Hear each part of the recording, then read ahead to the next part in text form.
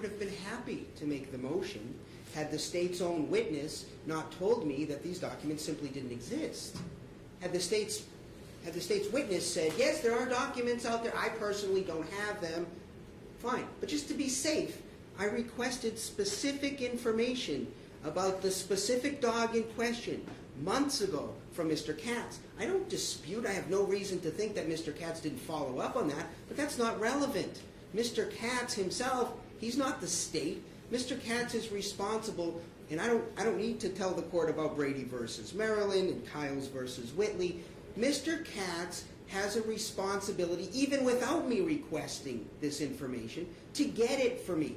Here I specifically requested that information. I was specifically told by the state's witness it didn't exist. Today we learn it exists. Here I have a letter that says we're not going to give you everything, but we'll give you some things. What things? Oh, exactly what I requested months ago. So sure, we can delay the trial again, but I know that this court is well aware of my Rule 8 motion to dismiss, where after the Rule 8 time limits. Yes, I understand the court's ruling. The court made some rulings that Mr. Katz's ongoing changes of judges and all kinds of things that forced myself and my client to take time out of our day and drive down from Phoenix to push this matter back so far that we are actually on the verge of starting jury trial tomorrow. And so now, at almost 3 o'clock in the afternoon, while the state still has 2 more witnesses to go, and I have an option of calling a witness, or 2 if I decide, the night before trial, where even if the state could get these documents, now I'm to review them, digest them, conduct a new interview based on new information that I should have had months ago, and then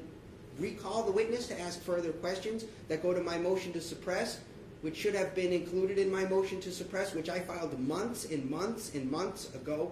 Judge, this is outrageous, and I'm not faulting Mr. Katz personally.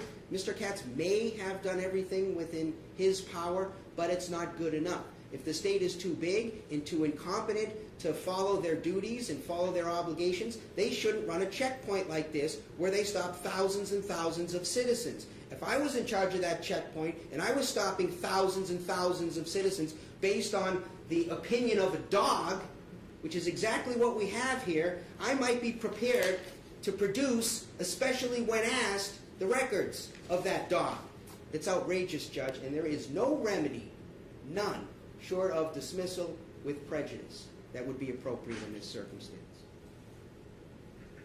Mr. Victor appears outraged, and I can understand